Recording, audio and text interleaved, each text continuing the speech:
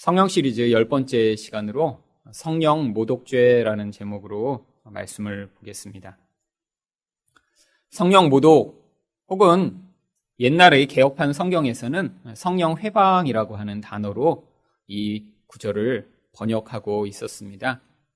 그런데 성령 모독이 무엇인가에 대해 사람들이 오해하기 때문에 혹시 내가 하는 행동이 성령 모독은 아닌가라는 그러한 두려움을 가지게 되는 경우들이 많이 있었습니다. 또한 어떤 사람이 이런 성경적 원리가 관계없이 성령 사역을 막 하다가 누군가 그건 잘못된 것이야 라고 이야기를 하면 너는 성령을 모독한다라고 용서받을 수 없는 죄를 짓는다고 반박을 하는 경우들도 많이 있었습니다. 주로 성령 사역을 하는 은사주의자들이 그렇게 반응을 했죠. 그런데 정말 성령 모독이라는 것이 무엇인가요? 도대체 어떤 죄길래 이 죄는 용서받을 수 없는 그런 죄인가요? 첫 번째로 성령 모독은 영적으로 눈이 먼 자들의 반대를 성령 모독이라고 이야기를 하는 것입니다. 22절 상반절 말씀을 보겠습니다. 그때 귀신 들려 눈 멀고 말 못하는 사람을 데리고 왔거늘. 예수님께 한 사람을 고쳐달라고 사람들이 데리고 옵니다.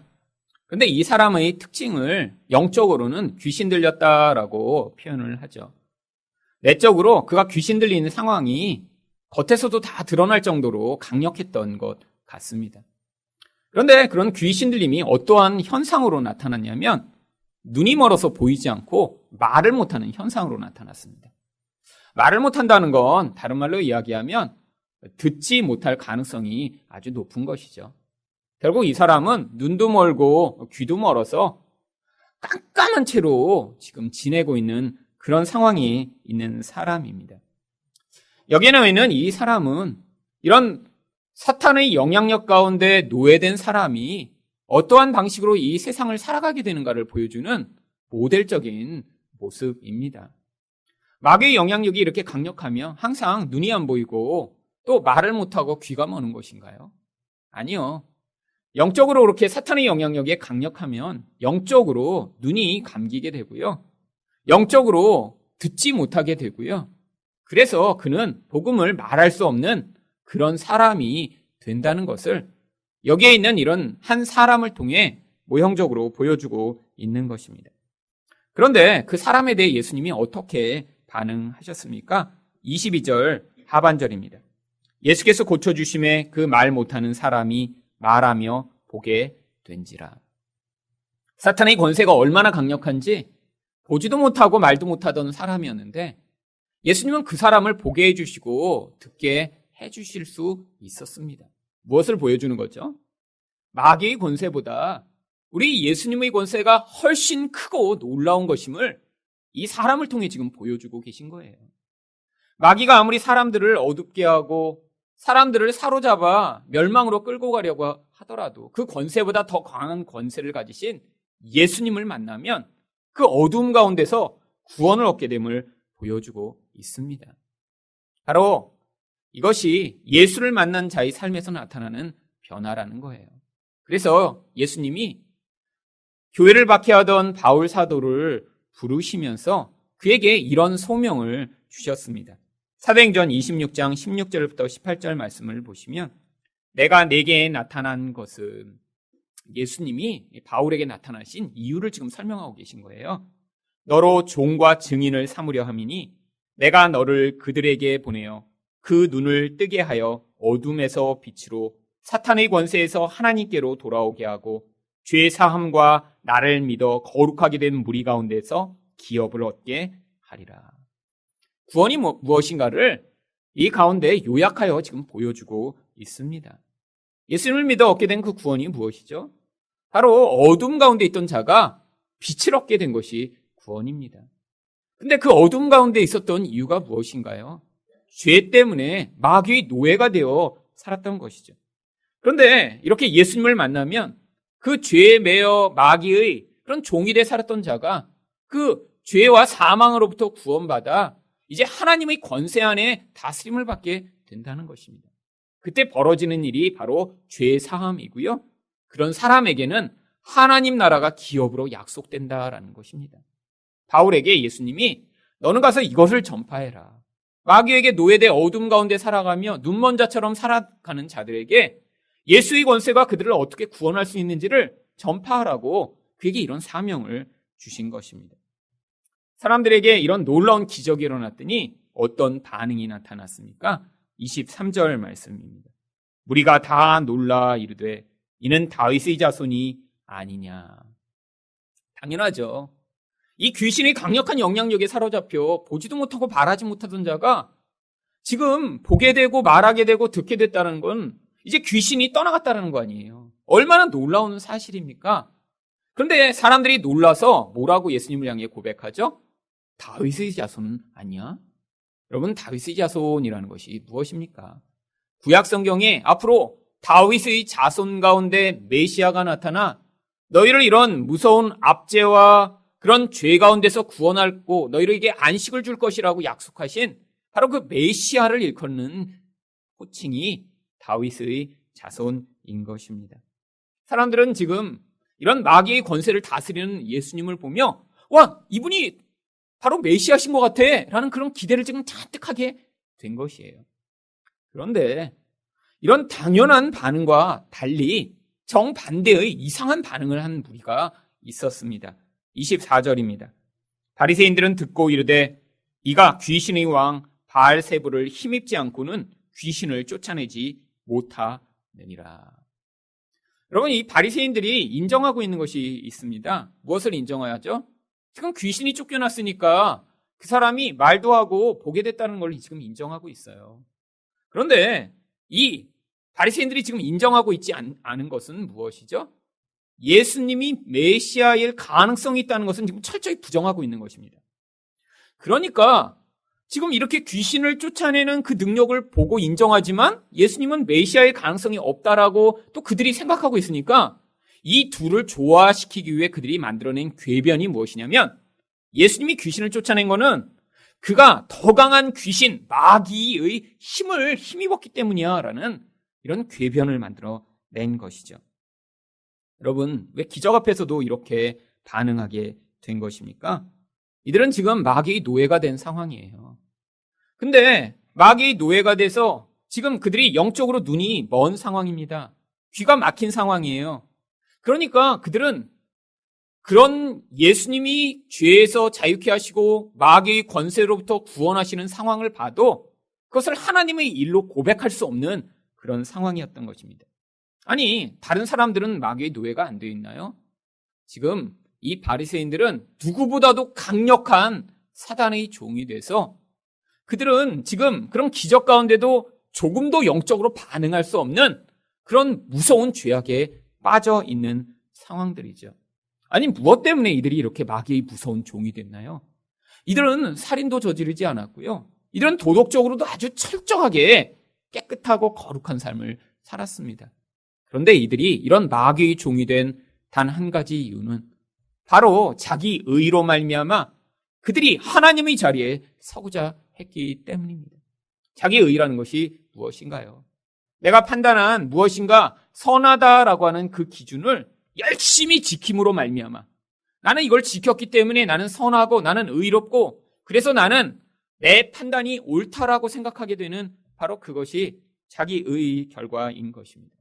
그런데 인간이 이렇게 나의 판단과 나의 주장이 옳고 그것만 지키려고 하고 그것으로 남을 판단하기 시작하는 순간에 결국 이렇게 영적인 하나님의 일을 봐도 깨달을 수 없는 이런 무서운 영적 장님의 상태가 되어버린다라고 하는 것이죠.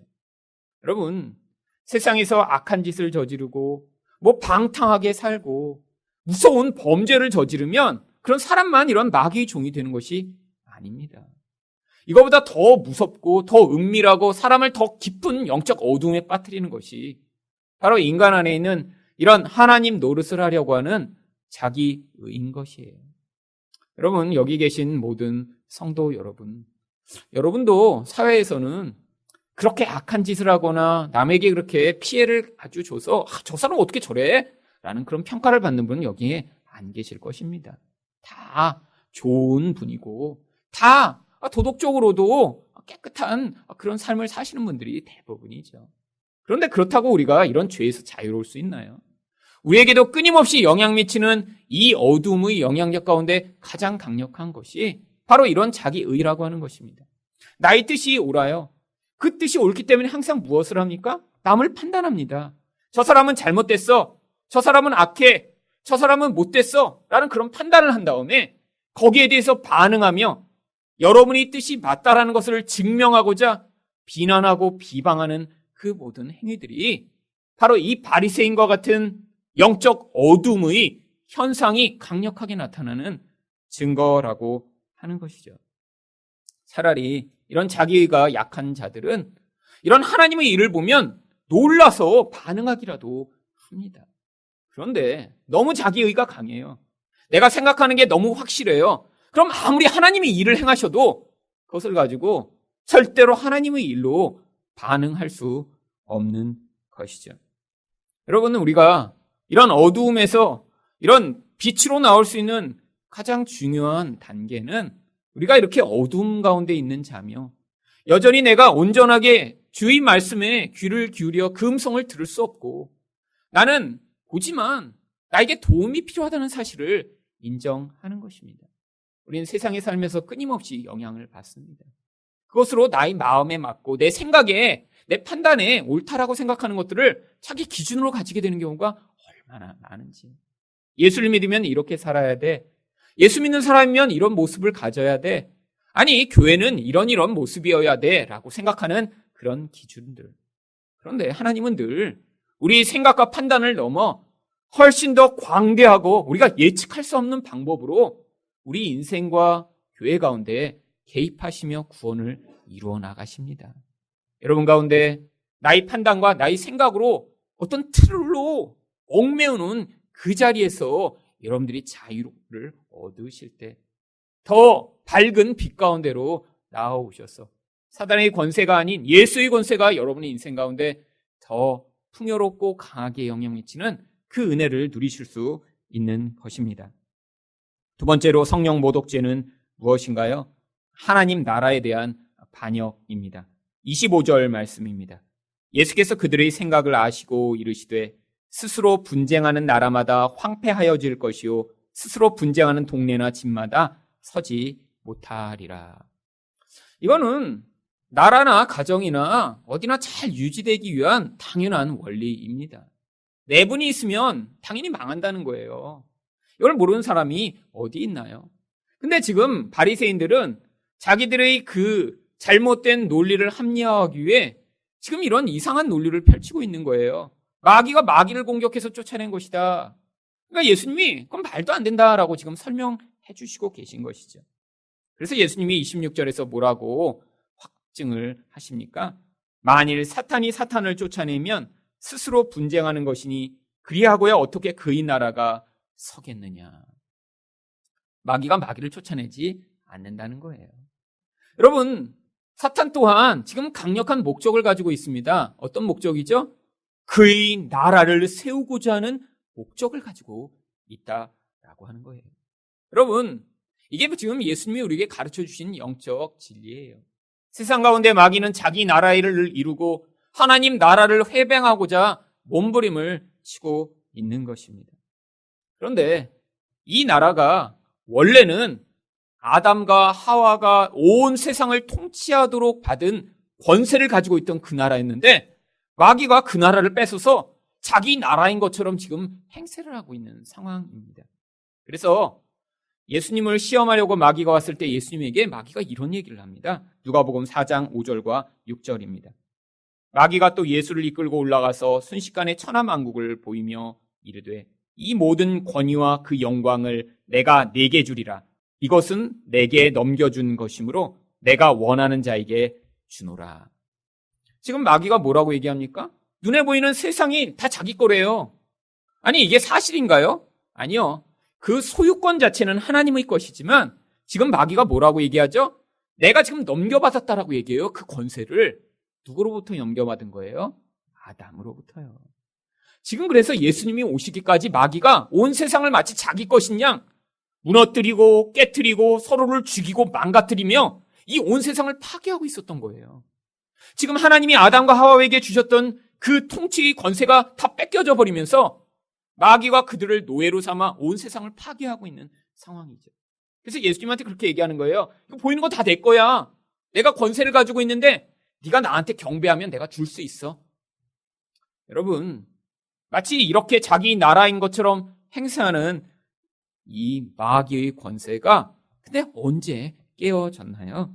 골로새서 2장 15절 말씀을 보시면 통치자들과 권세들을 무력화하여 드러내어 구경거리로 삼으시고 십자가로 그들을 이기셨느니라. 여기 나와 있는 이 통치자와 권세들은 마귀의 영적 영향력을 미치는 세력을 이야기하는 것입니다. 근데 그 세력이 언제 무력화됐어요? 십자가로 말미암아. 여러분, 예수님이 힘으로 와서 세상과 싸우신 것이 아닙니다. 힘으로 마귀의 권세를 깨뜨리신 것이 아니라 예수님은 희생과 죽음으로 그 모든 권세를 깨뜨리고 그들을 무력화시키셨다라고 이야기를 하고 있죠. 이런 십자가에서 벌어진 사건에 대해서 그래서 요한계시록 12장 7절부터 9절은 그것을 영적으로 이렇게 해석하고 있습니다. 하늘에 전쟁이 있으니 미가엘과 그의 사자들이 용과 더불어 싸울세. 용과 그의 사자들도 싸우나 이기지 못하여 다시 하늘에서 그들이 있을 곳을 얻지 못한지라. 여기 하늘은 온 세상의 영적 권세를 행사하고 있는 그 권세의 자리를 하늘이라고 이야기합니다. 십자가에서 그들이 패배하기 전에는 하늘에서 온 세상을 향해 지금 권세를 행사하고 있었다는 거예요. 근데 십자가에서 이들이 패배를 했더니 어떤 결국이 벌어졌나요? 9절에 보시면 큰 용이 내쫓기니 옛뱀 곧 마귀라고도 하고 사탄이라고도 하며 온 천하를 꿰는 자라. 그가 땅으로 내쫓기니 그의 사자들도 그와 함께 내쫓기니라. 지금 그들은 이 십자가 때문에 이 땅으로 내어 쫓겨 거기서 지금 도망하며 지금 하나님 나라를 어떻게든 방해하려고 하는 그러한 잔존 세력으로 남아 있는 것입니다. 요한계시록에서 땅은 이렇게 세상 사람들이 살고 있는 영역, 하나님의 권세를 대항하는 악의 세력이 영향을 미치는 그런 영역을 얘기하고 있죠. 여러분, 지금 바로 이런 상황이에요. 예수님이 십자가에서 승리하셨습니다. 근데 역사가 종결된 게 아니에요. 이렇게 지금 전쟁의 끝이 선포됐지만 여전히 게릴라처럼 다 구석구석으로 숨어 들어가서 자기가 통치하는 그 영역에 대해서는 마귀가 여전히 사람들을 지배하며 그 마귀의 통치와 권세를 확장하려고 하고 있는 거예요. 물론 하나님 나라가 이미 선포됐기 때문에, 하나님 나라가 시작됐기 때문에 하나님 나라를 지연시키거나 방해해서 망가뜨릴 수는 없습니다. 그런데 가정과 여러분의 직장과 교회마다 이렇게 영적 권세, 하나님 나라의 권세를 온전히 순종하며 따라가지 아니하는 사람들의 욕심과 죄악에 함께 영향을 미쳐서 그들을 지금 지배하며 끊임없이 방해를 미치고 있는 것이죠. 여러분, 지금이 바로 이런 상황입니다. 예수님의 권세가 이미 선포됐지만 하나님의 나라가 시작되었음이 지금 역사 가운데 벌써 2000년이 됐지만 이 땅의 나라 가운데는 여전히 마귀의 권세가 영향을 미치고 있죠. 그래서 우리 삶 가운데도 이런 마귀의 역사가 여전히 영향을 미치고 있는 것입니다. 여러분, 그런데 하나님이요, 우리 인생 가운데서 이렇게 마귀의 영향력을 허용하시는 이유가 있는 거예요. 아니, 예수 믿은 다음에 마귀가 우리 삶과 교회에 영향을 미치도록 하나님이 다 막아주시지 않고 왜 지금도 계속해서 이렇게 영향을 받도록 허용하고 계신 것일까요? 여러분, 만약에 세상에 이런 모든 세균이 하나도 없는 그런 지역이 있어서 태어나서부터 그런 세균이 하나도 없는 곳에 가서 산다고 생각해 보세요. 그러면 더 건강하고 병도 안 걸릴 것 같지만 몸이 그 세균에 이런 싸워가며 저항력을 전혀 갖지 못하기 때문에 나중에는 아주 약한 세균만 와도 그 존재는 면역력이 약해서 견뎌낼 수가 없습니다. 여러분, 지금 마귀가 그런 거예요. 여러분, 왜 우리가 마귀의 영향력을 받나요? 여러분, 마귀가 우리가 아무런 죄가 없는데 우리에게 영향을 미치는 것이 아닙니다. 여러분, 우리에게 마귀가 영향을 미치려면 우리에게 근거가 있어야 돼요. 어떤 근거요? 죄라고 하는 근거요. 그 죄가 만들어내는 욕심과 두려움을 마귀가 자극하는 것입니다. 우리 안에 죄가 없으면 예수님처럼 마귀가 와서 우리를 유혹해도 우리는 하나도 넘어가지 않습니다. 근데 우리 다 넘어가시죠? 왜 넘어가요? 마귀가 유혹을 해서 넘어간 게 아니라 우리 안에 죄가 있기 때문에 넘어간 거예요. 여러분, 늘 어떤 사건이 벌어지고 나면 다른 사람을 탓하는 경우가 많은 일이 왜 그런가요? 자기 죄를 인정하지 않기 때문입니다. 여러분, 원래 마음 가운데 하나님 노릇을 다 포기하고 무엇이든지 하나님 뜻대로 나는 다 받아들입니다라는 이런 마음을 진짜로 가진 사람이 있다면 이 사람은 화가 한 번도 나지 않을 거예요. 그런데 우리는 다 우리 뜻과 내 주장이 다 있습니다. 우리가 살다 보면 무슨 일이 벌어지죠? 내 뜻과 내 원하는 대로 어떤 일이 벌어지지 않으면 화가 나는 거예요. 여러분, 그래서 우리가 화가 날 때 아니 너 때문에 화가 났잖아 라고 우리는 주로 주장하지만 내 마음에 있는 나의 뜻과 나의 생각이 있기 때문에 화가 난 거죠. 결국 나 때문에 화가 난 것입니다. 마귀가 우리 인생 가운데 그래서 자꾸 공격하는 거예요. 하나님이 그걸 허용하시는 거예요. 우리 마음 가운데 있는 이런 죄악의 영향력이 이 마귀를 통해 자극받고 드러나야 우리 존재가 우리 근원에서부터 하나님을 반역하는 존재이며 우리 죄가 아직도 우리 인생 가운데 이렇게 깊이 영향을 미쳐서 우리 인격화가 돼 있고 우리 영혼에서부터 우리를 주장하는 존재임을 우리가 인격적으로 깨달아야 하나님이 우리 인생 가운데 베푸시는 이 구원이 감사하고 우리가 구원받은 것을 하나님께 찬양하고 경배할 수 있습니다. 여러분, 지금 예수를 믿으면서 여러분의 실체를 지금 목격하고 있지 않으세요? 집에서도 여러분이 다 왕노릇을 해서 누군가 나를 화나게 하면 내가 그냥 가만두지 않아. 그래갖고 집에서 아무도 아빠 눈치 보느라고 아무도 화를 내기 못하게 한번 화나게 건드렸다가 그냥 집안이 그냥 한 달 동안 풍지박산돼 갖고 남아있는 게 없어서 여러분이 집에서 왕노릇을 하고 이렇게 있다면 여러분 지금 이거 심각한 범죄입니다. 자기만 죄가 아니라고 생각하죠. 지금 마치 바리새인처럼 나는 죄가 아니라 너 때문에 나를 화가 나게 하니까 너는 나를 화나게 하면 안 되라고 누군가를 지금 지배하고 조종하고 있는 것이죠. 여러분, 그래서 하나님이 우리 인생 가운데 끊임없이 목격하게 하시는 거예요. 아, 내가 또 화나는구나. 또 짜증나는구나. 아이고, 옆에 사람은 내가 어떻게 좀 하고 싶은데 정말 아주 못 견디겠구나. 이런 마음들이 우리 안에서 자꾸 튀어나오면서 뭐를 고백하도록요? 아, 내 안에 이렇게 아직도 죄가 영향을 미치는데 하나님, 나를 이 죄에서 구원하여 주시옵소서라는 그런 자리로 우리가 나아가 진정한 그 구원의 은혜를 우리 인생 가운데 경험할 수 있도록 지금 하나님이 이 마귀들을 사용하고 계신 거예요. 때가 이르면 이런 마귀적 영향력, 그런 악의 영향력이 다 불못에 들어가 역사 가운데 사라질 것이고요. 분명히 죄가 없고 마귀의 영향력이 하나도 없는 곳에서 우리는 그 풍요로운 하늘나라의 아름다운 영광을 누리게 될 것입니다. 그런데 이 땅 가운데는 그래서 끊임없이 시험받게 되는 거예요. 여러분, 시험에 넘어지실 때마다 아이고, 이 나쁜 마귀놈이 또 시험했어? 라고 생각하시지 말고 아, 내 안에 아직도 이렇게 죄가 많이 있구나. 아직도 이렇게 하나님 노릇하려고 하다가 여전히 분노하고 아직도 이렇게 내가 짜증나고 우울하구나. 여전히 내 안에서 내가 예수를 의지하지 못하고 살고 있구나라는 것을 고백하시며 하나님, 이 죄에서 나를 구원하여 달라라는 그 고백을 하는 자리로 매일매일 내려가실 때 그 자리에서 우리 하나님이 베푸시는 그 놀라운 구원의 은혜가 무엇인가를 여러분이 경험하실 수 있는 것입니다. 예수님이 이렇게 지금 바리새인들한테 얘기를 하시면서 더 구체적으로 27절 상반절에서 이런 이야기까지 하십니다.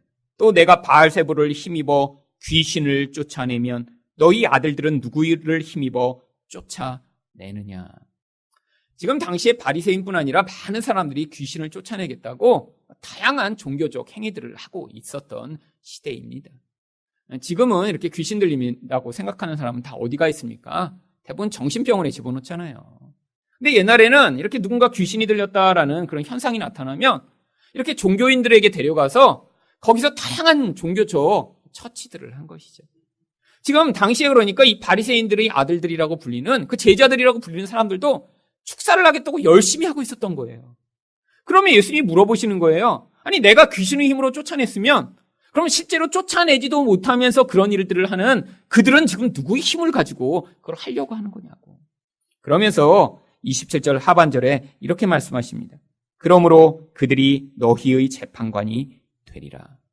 만약에 그들이 하나님의 도움으로 귀신을 쫓아내려고 하고 있는 것인데 내가 지금 귀신의 힘으로 이걸 쫓아낸다고 하고 있으면 결국 그들이 너희를 판단해 너희가 잘못됐다고 이야기할 것이라고 말씀하고 계신 거예요. 그때 예수님이 그래서 하나님 나라가 어떻게 임했는지를 28절에 이렇게 얘기하십니다. 그러나 내가 하나님의 성령을 힘입어 귀신을 쫓아내는 것이면 하나님의 나라가 이미 너희에게 임하였느니라. 여러분, 하나님 나라는 오순절 때 성령으로 이제 이 교회의 시대 가운데 임하셨습니다. 지금이 그래서 하나님 나라가 확장되고 있는 거예요. 근데 예수님이 오셨을 때 성령으로 말미암아 이 하나님 나라가 이렇게 시작되었음을 지금 한번 모형적으로 보여주신 거죠. 무슨 뜻이에요?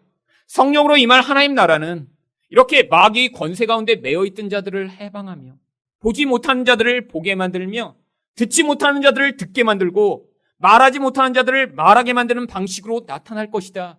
이게 하나님 나라가 임했다는 것을 너희가 깨달아 알아라 라고 우리에게 가르쳐주고 계신 거예요. 하나님이 여러분이 지금 가지고 있는 그 문제를 해결해 주시지 않는 이유가 뭐죠? 마음의 중심이 변하지 않으면 여러분 소용이 없다라는 거예요. 근데 마음의 중심이 어떻게 변하나요? 바로 복음 외에는 우리를 바꿀 수 있는 능력이 없습니다. 여러분들이 복음을 깨달으셔야 그 다음 보지 못하는 걸 보게 되는 거예요.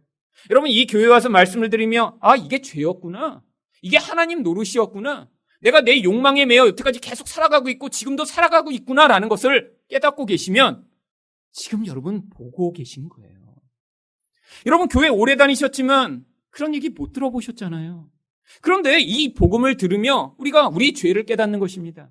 이 복음을 들으며 옛날에 깨닫지 못하던 것들을 말씀 가운데 듣게 되고요. 그 다음에 그 들은 말씀을 선포할 수 있게 되는 것. 이게 바로 사단의 권세에서 예수 그리스도의 권세로 옮겨지는 놀라운 하나님 나라의 그런 능력을 경험하고 계신 거예요.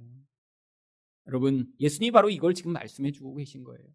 너희가 이전에 보지 못하는 걸 보게 됐다면, 듣지 못하는 걸 듣게 됐다면, 그래서 그들을 선포하는 자리에 서고 있다면 지금 하나님 나라가 임하고 있다. 여러분, 많은 사람들이 종교 생활을 열심히 합니다. 근데 여러분, 기독교 안에도 많은 사람들이 기도도 열심히 하고 또 헌신도 열심히 하고 그래요. 근데 여러분, 다른 종교에 다녀본 사람들이 그렇게 교회에 와서 그냥 일반 교회에 가면 똑같이 뭘 고백하는 줄 알아요? 기도의 내용이 너무 똑같은 거예요. 절에서 기도하는 거나. 여러분, 뭐가 다릅니까?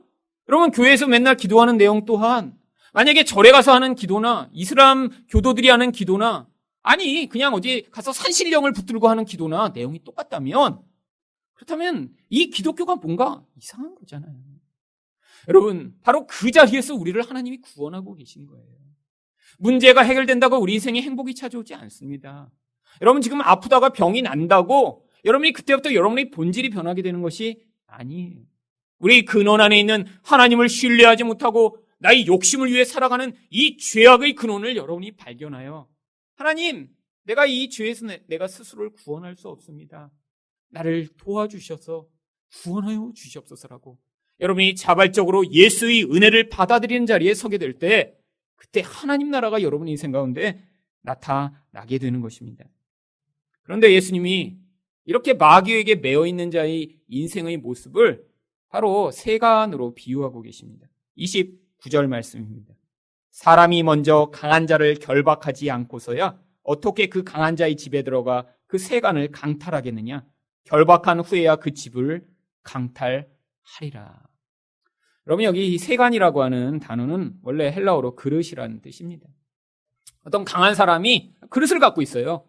근데 저 그릇을 뺏어와야 돼요. 그러면 어떻게 해야지만 뺏어올 수 있을까요? 더 강한 힘을 가지고 가서 그 사람을 꽁꽁 묶은 다음에야 그 그릇을 가지고 나올 수 있다는 거예요. 여러분, 이 강한 자, 그릇을 가지고 있는 강한 자가 누구를 얘기하는 거죠? 마귀를 얘기하고 있는 것입니다. 인간들이 다 그릇과 같다는 거예요. 마귀가 어떤 사람은 밥그릇으로 쓰고 어떤 사람은 물그릇으로 쓰고 어떤 사람은 오물을 담는 그릇으로 쓰고 있으면 그대로 그냥 살아가는 게 인생이라는 거예요. 시키는 대로 저항을 하지 못한다는 것입니다. 너 계속 싸워. 그러면 인간은 싸우는 거예요. 너 가족을 계속 미워해. 그럼 계속 미워하는 거예요. 너 다른 사람 계속 속여. 그럼 속이는 거예요. 이게 세상 사람들이 지금 세상에서 살아가고 있는 방식입니다. 관계가 파괴되고 있는데도요, 벗어나지 못해요. 계속해서 고통을 겪으면서도 그 중독과 고통으로 벗어나지 못해요. 그런데 그 강한 마귀를 예수님이 어떻게 하신다고요? 꽁꽁 묶어버리고요. 그로부터 그 그릇처럼 묶여있는 우리들을 구원해 주신다는 거예요. 여러분, 우리는 아무 힘이 없습니다. 여러분, 집에 있던 여러분 밥그릇이 어느 날 보니까 교회로 이렇게 걸어와서 교회 밥그릇으로 쓰이고 있는 경우면 여러분이 갖다 놓으신 것이죠? 여러분, 그 밥그릇이 홀로 올 수가 없습니다. 난 이 집에서 이게 쓰임받기 원하지 않아요. 나는 하나님을 위해 교회에서 쓰임받게요. 여러분, 이런 물그릇이 있다면 그러면 이상하죠. 인간이 그런 존재인 거예요. 얼마나 연약한 존재인데요. 여러분, 지금 죄에서 지금 스스로는 못 벗어나십니다. 여러분, 살아온 방식 그대로 사는 거예요. 30년 전에 들통나지 않았지만 여러분, 나이가 드시니까 다 들통나시죠? 그게 인생이에요. 여러분, 젊어서는요, 그 죄와 그 경향성을 꼭꼭 눌러두며 어느 정도 지금 버티고 있는 것이지만, 가족에서 몰래 조금 들키지만, 그래서 밖에서는 멀쩡한 척, 상냥한 척, 예수 잘 믿는 척 하지만 나이가 들어서는 그게 안 되는 거예요. 여러분, 그래서 나이가 들수록 그런 여러분의 본질을 들키고 계시다면 뭐 하셔야 돼요? 하나님 구원하여 주세요. 마귀의 영향력으로부터 저를 구원하여 주세요.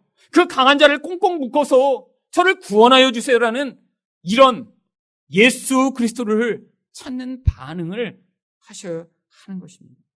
예수님이 그래서 뭐라고 말씀하십니까? 30절 말씀입니다. 나와 함께 아니하는 자는 나를 반대하는 자요, 나와 함께 모으지 아니하는 자는 해치는 자니라. 결국 예수님 편에 서서 이렇게 하나님 나라를 확장하는 자리에 서지 않으면 결국 무슨 일을 하고 있다고요? 마귀의 영향력을 확장하는 마귀 편에 서 있다라고 하는 것이죠. 여러분, 성령 회방이 무엇인가요? 이렇게 마귀에게 속해서 끊임없이 마귀의 영향력을 확장하는 도구로 사용되며 그 인생 가운데 벗어나지 못하는 인생을 살아가는 자들이 바로 성령을 회방하며 사는 것입니다. 마지막으로 성령 모독죄는 무엇인가요? 하나님의 역사에 대한 의도적 모독입니다. 31절 말씀을 보겠습니다. 그러므로 내가 너희에게 이르노니 사람에 대한 모든 죄와 모독은 사하심을 얻되 성령을 모독하는 것은 사하심을 얻지 못하겠고. 아니, 도대체 이 성령 모독이 무엇이길래 이것은 사하심을 얻지 못하나요? 근데 심지어 예수님이 이렇게까지 말씀하세요. 32절 상반절입니다. 또 누구든지 말로 인자를 거역하면 사하심을 얻되. 아니, 예수님을 모욕하고 해방하면 그건 사하심이 가능하대요. 왜 가능하죠? 여러분, 예수님은 너무나 하나님이 아닌 것과 같은 모습으로 이 땅에 오신 거예요. 심지어 그래서 제자들도 오해를 했습니다. 예수님을 열심히 따라다니다 헷갈리는 거예요. 아니, 하나님인데 저렇게 초라해? 하나님인데 저렇게 무능해? 하나님인데 저렇게 영광이 없어? 그러니까 오해해서 예수님을 모독할 수도 있고 해방할 수도 있죠. 그래서 이사야 53장 2절은 예수님에 대해 뭐라고 묘사합니까? 그는 주 앞에서 자라나기를 연한 순 같고 마른 땅에서 나온 뿌리 같아서 고운 모양도 없고 풍채도 없은즉 우리가 보기에 흠모할 만한 아름다운 것이 없도다. 여러분, 사람은 외적인 것으로 사람을 평가합니다. 얼마나 키가 크냐, 얼마나 잘생겼냐, 얼마나 많은 힘을 가지고 있느냐. 근데 예수님은 그런 거 하나도 없으시다는 거예요. 여러분, 우리가 이렇게 예수님을 떠올리면 어떤 예수님이 주로 떠올리시죠? 사실은 금발의 머리에 하얀 피부에 오똑한 코에. 여러분, 예수님, 여러분 중동에서 태어나셨거든요. 여러분, 중동 가서 보이는 그 얼굴이 예수님 얼굴입니다. 피부는 우리보다 더 까매요. 햇볕에 그을러서. 코는 뭉뚝합니다. 그 나라 사람들이. 금발 어디 있어요? 금발 없어요. 머리 까매요. 아니면 짙은 갈색이거나. 여러분, 팔레스타인에 가서 만날 수 있는 그 지역의 농부의 모습이 아마 예수님의 모습이었을 거예요. 외모로도 힘으로도 아무것도 자랑할 만한 것이 없는 거니까 사람들이 그 예수님을 보면 어떻게 저분이 메시아야? 말도 안 돼. 라고 생각한 것이죠. 그런데 성령을 모독하는 것은 용서가 안 된대요. 32절에 예수님이 다시 이야기하십니다. 누구든지 말로 성령을 거역하면 이 세상과 오는 세상에서도 사하심을 얻지 못하리라. 여러분, 어떻게 성령 모독만 이렇게 사하심을 얻지 못하나요? 여러분, 사하심을 얻지 못한다는 건요, 다른 말로 얘기하면 구원받지 못한다라고 하는 것입니다.